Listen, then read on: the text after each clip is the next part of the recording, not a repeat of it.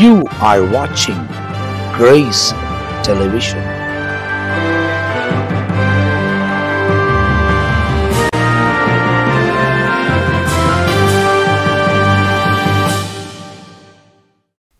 இயேசு கிறிஸ்துவின் நாமத்தில் உங்கள் யாவருக்கும் அன்பின் வாழ்த்துக்கள். இந்த காலை நேரத்தில் மறுபடியுமாய் இயேசுவோட பேசுகிற நிகழ்ச்சியில் உங்களை சந்திப்பதில் மிகுந்த மகிழ்ச்சி அடைகிறேன். கர்த்தர் நல்லவராக இருக்கிறார். அவர் கிருபை என்றென்றும் உள்ளது, அவருடைய இரக்கங்கள் தலைமுறை தலைமுறைக்குள்ளது என்பதாக கர்த்தருடைய வசனத்தில் வாசிக்கிறோம். இந்த வசனத்தை எங்கே போனாலும் நான் விடுறதே இல்லைங்க, கட்டாயம் இந்த வசனத்தை சொல்கிறது. ஏன்னா ஒவ்வொரு நாளும் ஆண்டோடைய கிருபையில் நம்ம வாழ்ந்து கொண்டு இருக்கிறோம். கர்த்தர் நம்ம தைரியப்படுத்தி கொண்டு இருக்கிறார், உதவி செய்கிறார், பலன் தருகிறார், கிருபையாய் பாதுகாத்து நடத்துகிற தேவனாக இருக்கிறார். இன்றைக்கு விசேஷமாக ஒரு பகுதியை நாம் வேதத்திலிருந்து வாசிக்க போகிறோம்.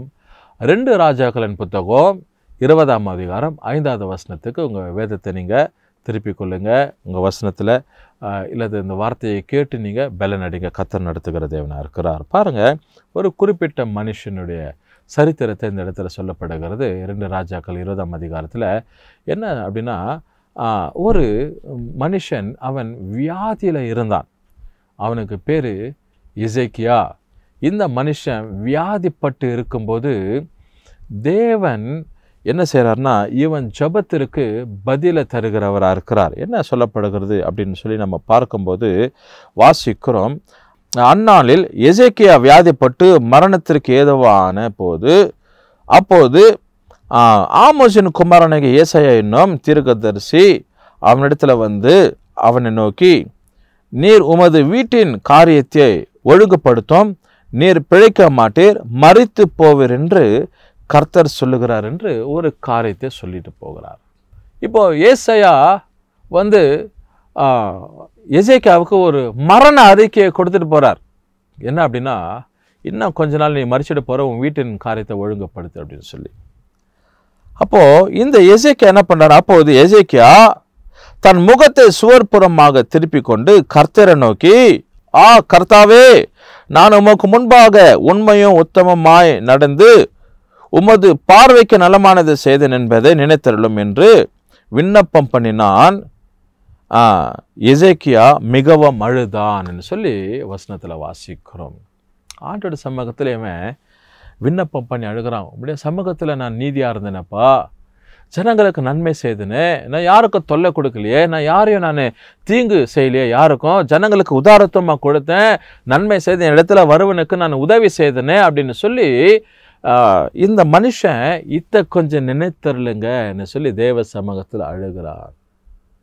அதற்கு ஆண்டவர் பாருங்க, என்ன ஒரு தேவன், எப்பேற்பட்டவர் பாருங்க. ஏசாயா பாதி முற்றத்தை விட்டு அப்புறம் போவதற்கு முன்பதாக கர்த்தருடைய வார்த்தை அவனுக்கு உண்டாகி அவர் சொன்னது என்ன அப்படின்னா, இந்த ஏசாயா இந்த மரண செய்தியை, துக்க செய்தியை சொல்லிட்டு அவன் முற்றத்தை விட்டு போகிறதுக்குள்ளாக மறுபடியுமா ஏசாயாவுக்கு ஒரு வார்த்தை உண்டாகுது. ஏசாயா, ஆமோசின் குமாரனே, மறுபடியுமா நீ போயிட்டு என் தாசனுக்கு இந்த வார்த்தையை சொல்லுன்னு ஒரு வார்த்தையை ஆண்டவர் சொல்றார். என்னன்னா, நீ திரும்பி போய் என் ஜனத்தின் அதிபதியாகிய எசேக்கியாவை நோக்கி, உன் தகப்பனாகிய தாவீதின் தேவனாய் இருக்கிற கர்த்தர் சொல்லுகிறது என்னவென்றால், உன் விண்ணப்பத்தை கேட்டேன், உன் கண்ணீரை கண்டேன், இதோ நான் உன்னை குணமாக்குவேன், 3ஆம் நாளில் நீ கர்த்தருடைய ஆலயத்தில் போவாய் என்று சொல்லு. உன் விண்ணப்பத்தை கேட்டேன், உன் கண்ணீரை கண்டேன். இதுதான் இந்த காலை நேரத்தில் முக்கியமான ஒரு வசனம். இந்த வசனத்தை கவனித்து கொண்டு இருக்கிற, இந்த வார்த்தைகளை கவனித்து கொண்டு இருக்கிற எனக்கு அருமையான தேவச்சனமே, எவ்வளவு சொன்னோம், நீங்கள் வேதனையோடு கூட இருக்கிறீங்கல்ல, கண்ணீரோடு கூட இருக்கிறீங்கள, விண்ணப்பத்தோடு கூட இருக்கிறீங்கள. ஆண்டவராகிய தேவன் உன் விண்ணப்பத்திற்கு பதில் தருகிற, உன் அழுகைக்கு கர்த்தர் அவர் மனம் இறங்குகிற தேவன். அதுதான் எசேக்கியா தேவனை நோக்கி அழுதான், ஆண்டவர் நோக்கி அழுதான். சுவர்புறமா அவன் திரும்பி அந்த நாட்களில் இப்பேற்பட்ட ஒரு வியாதி, ஒரு பெரிய வியாதி, ராஜ கொப்பளம்னு சொல்லுவாங்க. அப்படிப்பட்ட ஒரு ராஜ கொப்பளம் அவருடைய முதுகுல வந்துட்டு இருந்ததுன்னு சொல்லி சரித்திரத்தில் நம்ம வாசிக்கிறோம். அவன் வியாதியில படுத்து கொண்டு இருக்கிறான். அப்போதான் இந்த துக்ககரமான செய்தி அவனுக்கு உண்டாகுது. அவன் உடனடியாய் அவன் எழுந்து ஆண்டவர் சொன்னாரேன்னு சொல்லி மற்ற காரியங்களை ஒழுங்குபடுத்தல, அவன் மறிக்கிறதுக்கு ஏதுவான காரியத்தை செயல்படல. ஆண்டவர்கிட்ட பொருத்தனை பண்ற, ஆண்டவரே ஒரு விஷயம் எனக்கு மனம் இருங்கப்பா, ஒரு விஷயம் எனக்கு இருங்கப்பா. நானும் ஆண்டவரை மற்றவங்களுக்கு நன்மை செய்தினேன், மற்றவங்களுக்கு நான் உதவி செய்தினேன், மற்றவங்களுக்கு நான் தீங்கு நினைக்கலையே, என் இடத்துல வரவங்களுக்கு எல்லாருக்கும் நான் உதவி செய்தேன், அந்த நினைத்தரலங்கன்னு சொல்லி கேட்டதும் அவன் விண்ணப்பத்தை சடிதில தேவன் கேட்டார்.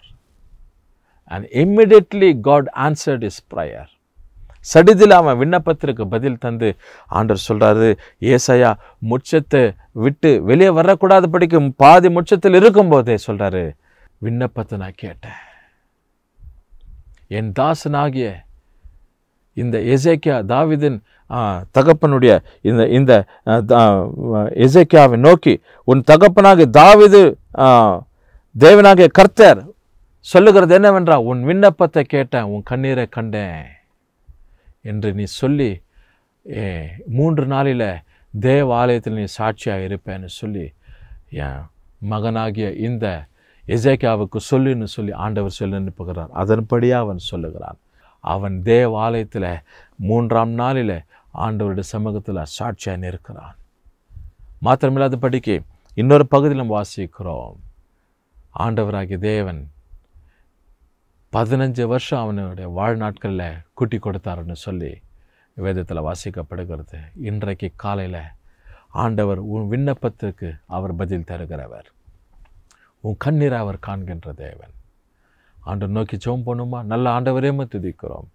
ஏசாயாவின் ஆண்டவரே வார்த்தையை எசேக்கியா கேட்டு மனம் உடைந்து அழுத போது அவன் விண்ணப்பத்தை கேட்டு கண்ணீரை காண்ட தேவன். இந்த ஜனங்கள் யாரெல்லாம் அவனை நோக்கி பார்க்கிறார்களோ, யாரெல்லாம் நம்முடைய சமூகத்தில் அழுகிறார்களோ, விண்ணப்பிக்கிறார்களோ, எல்லாருடைய ஜெபம் இந்த காரணத்தில் கேட்கப்படட்டும். இந்த பிள்ளைங்களுடைய கூக்குரலுக்கு பதில் தருவீராக. ஆண்டவர் இயேசு நாமத்தில் ஜெபிக்கிறோம் நல்ல பிதாவே, ஆமென். கர்த்தர் உங்களை ஆசீர்வதிப்பாராக.